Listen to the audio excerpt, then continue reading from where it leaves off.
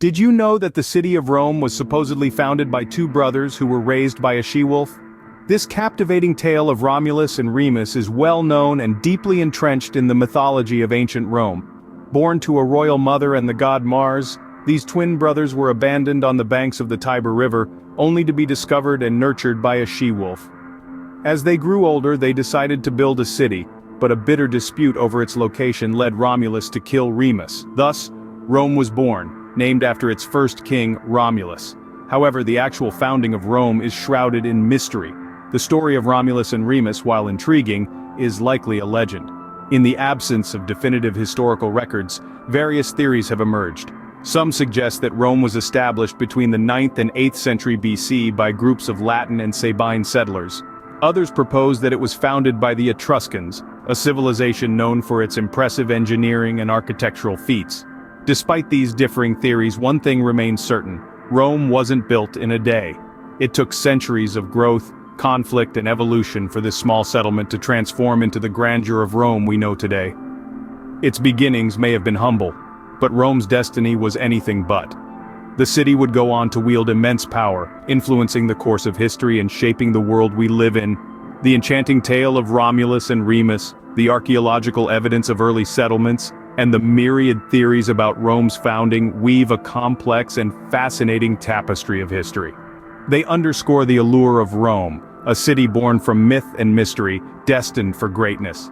So, whether one subscribes to the legend of Romulus and Remus, the Latin and Sabine settlers' theory, or the Etruscan hypothesis, the founding of Rome remains a captivating mystery.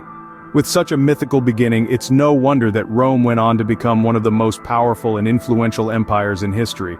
From its mythical origins, Rome grew into a republic, a system of government where power was held by the people and their elected representatives. This shift occurred in 509 BC, marking a critical turning point in the city's history and laying the foundation for its future dominance. The Roman Republic was a unique entity in the ancient world. Unlike the monarchies and oligarchies that dominated much of the globe at the time, it was a place where the people had a voice. The citizens of Rome elected representatives known as senators, who convened in a body known as the Senate. These senators were responsible for creating laws, debating policy, and guiding Rome's interactions with other states. The Senate was not the only institution of power in the Roman Republic. There were also two consuls elected annually who served as the Republic's highest officials. These consuls held significant military and political power, but their terms were strictly limited.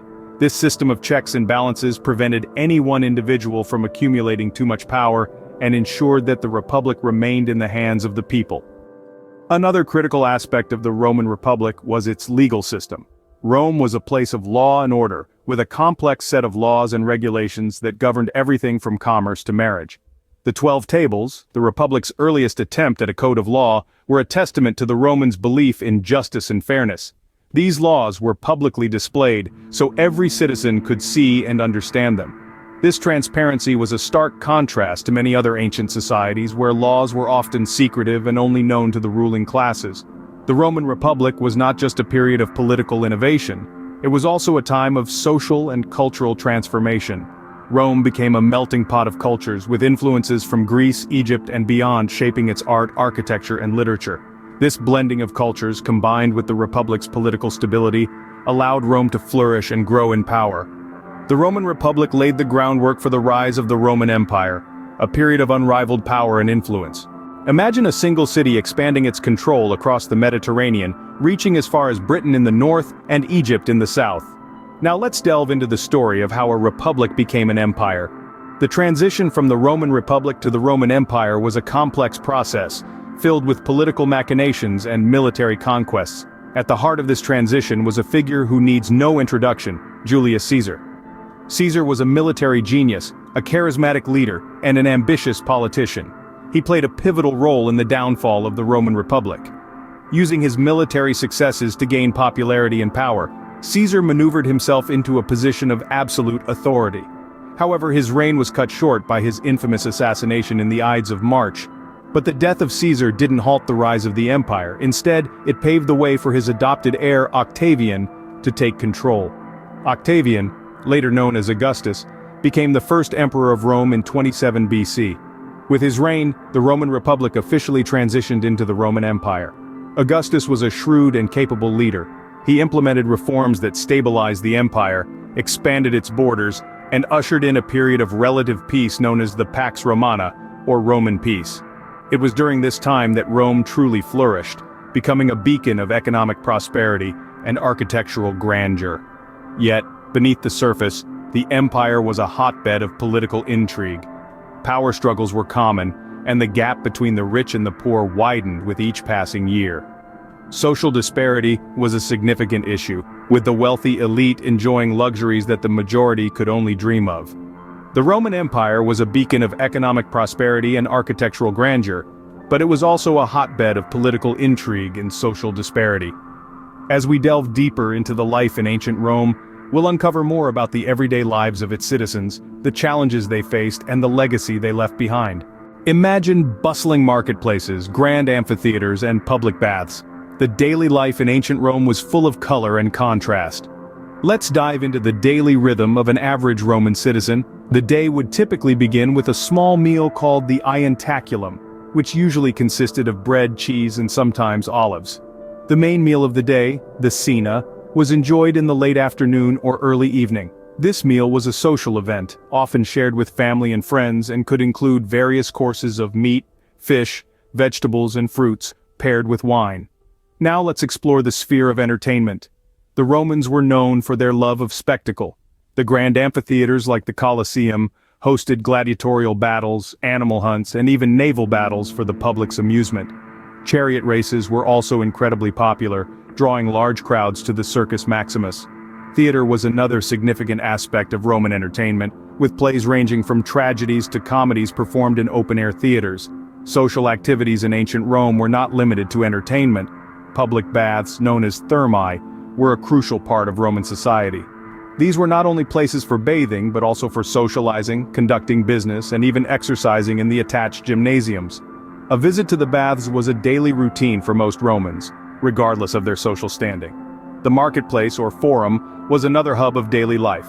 Here, Romans could buy everything from food to clothing and even slaves. The forum was also the center for political discourse, where orators would speak to the crowds about various issues of the day. However, it's important to note that life in ancient Rome was not all gladiatorial battles and lavish meals. For the lower classes, daily life was a struggle. They lived in crowded apartment buildings known as insulae, which were often unsafe and lacked basic amenities.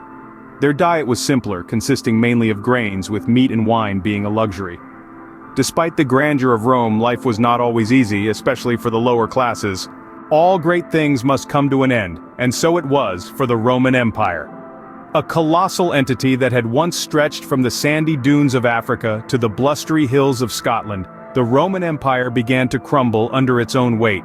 The economy was one of the first dominoes to topple. The vast expanse of the empire made it tough to manage. Rome's coffers, once overflowing, began to dry up. The cost of maintaining roads, aqueducts, cities, and the military was astronomical. Inflation soared as emperors devalued the currency to meet expenses. Trade dwindled, and the once vibrant marketplaces of Rome fell silent. Then came the military problems. The Roman legions, once the pride of the empire, were stretched thin across its borders. Recruitment dwindled and the ranks were filled with non-Romans, leading to a decrease in loyalty and discipline. Corruption seeped in, and the military, once Rome's shield, turned into a liability. But the final nail in the coffin was the external invasions.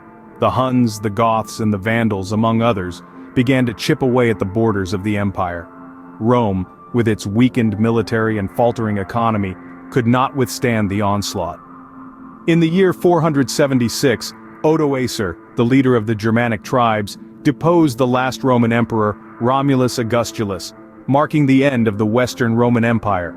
The fall of Rome wasn't a singular event but a gradual, centuries-long process. It was the result of a myriad of factors, each contributing to the slow decay of a once great civilization. But even as the empire crumbled, its legacy remained intact. Its laws, its language, its architecture, all of these continue to shape our world today. The fall of Rome marked the end of an era, but its influence resonates even today. The Roman Empire may have fallen, but it's far from forgotten. Rome wasn't built in a day, and neither did its influence disappear overnight. The empire may have fallen centuries ago, but the echoes of ancient Rome still reverberate within the walls of our modern society. Firstly, let's consider its contributions to law and government. The Roman legal system was incredibly advanced for its time, establishing principles that continue to underpin many of today's legal systems. For instance, the concept of innocent until proven guilty was born in the Roman courts. The Roman Republic also laid the groundwork for modern democratic governance, with its system of elected representatives and checks and balances. Now, let's take a moment to appreciate Rome's architectural prowess.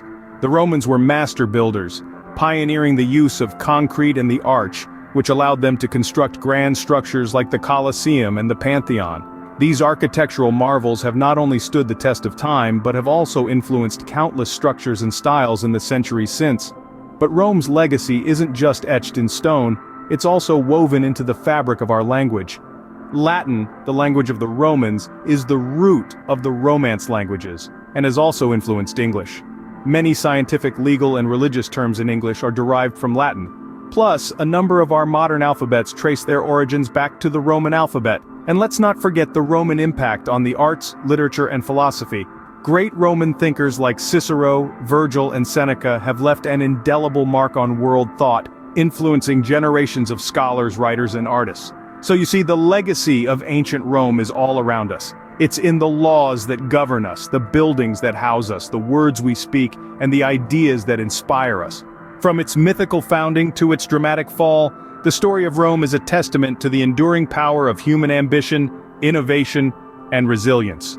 We've journeyed through time, exploring the rise, glory, and fall of one of history's most influential civilizations. We've traced Rome's humble beginnings, its transformation from a fledgling settlement into a powerful republic, and its subsequent rise to an empire. We've delved into the intricacies of daily life in ancient Rome, witnessed the highs and lows of a society rich in culture and history. We've seen the Roman Empire's fall, a momentous event that marked the end of an era, yet despite its downfall, Rome's legacy endures. Its contributions to law, language, architecture, and governance continue to shape our world today. As we close this chapter, let's remember that the story of ancient Rome is not just a tale of power and decline. It's a testament to human ingenuity, resilience, and the indomitable spirit of a civilization that, in many ways, still lives on. As we walk the streets of our cities today, we walk in the footsteps of those who lived in ancient Rome. Their legacy surrounds us, reminding us of a time when Rome was the center of the world.